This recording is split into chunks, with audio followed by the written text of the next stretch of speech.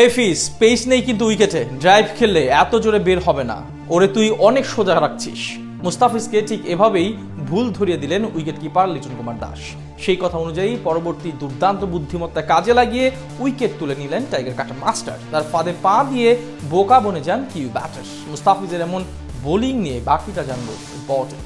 আগের দুই ম্যাচে ইনজুরির কারণে ছিলেন সাইড বেঞ্চে, অনুশীলনও ঠিকমতো করতে পারেননি। কিন্তু তাতে কি ফিজ যে সেই সব কিছু ছাড়াই খেলতে নেমে বুঝিয়ে দিলেন কেন তিনি সাদা বলের ক্রিকেটের সময়ের সেরা বোলারদের একজন। তবে তার চেয়ে বড় কথা, আজ উইকেট কিপার লিটন কুমার দাসের কথা মেনে যেভাবে তিনি সফল হলেন সেটা এক শিক্ষণীয় দিক বাকি বোলারদের জন্য।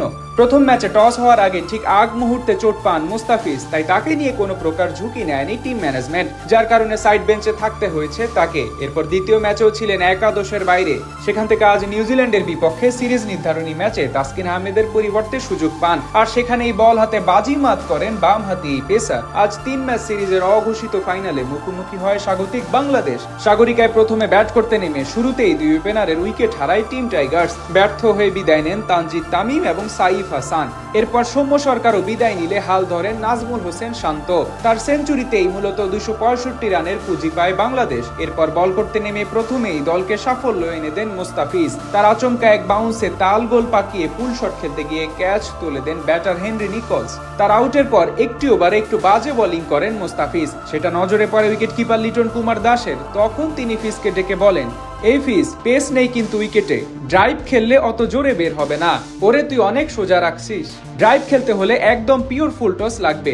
মূলত মুস্তাফিজ জোরের সাথে অফ স্টাম্পের বাইরে টানা বল করার চেষ্টা করছিলেন, আর সেখানে গতিকে পুঁজি করে ব্যাটার গ্যাপে ফেলে বারবার ডাবল নেয়ার পথ খুঁজছিলেন, যেটা দেখে তাকে গতি কমাতে বলেন লিটন দাস। এরপর সেই কথা অনুযায়ী বল করেই টানা সফল হতে থাকেন মুস্তাফিজ, যার উদাহরণ তার ব্যক্তিগত দ্বিতীয় উইকেটের দৃশ্যটি। 26 নম্বর ওভারে অফ স্টাম্পের বাইরে মাত্র 106 কিলোমিটার বেগের এক স্লোয়ার দেন ফিজ, সেটা অফ সাইডে ঘুরতে গিয়ে তানজিদ তামিমের হাতে ক্যাচ দেন সেট ব্যাটার নিক ক্যালি।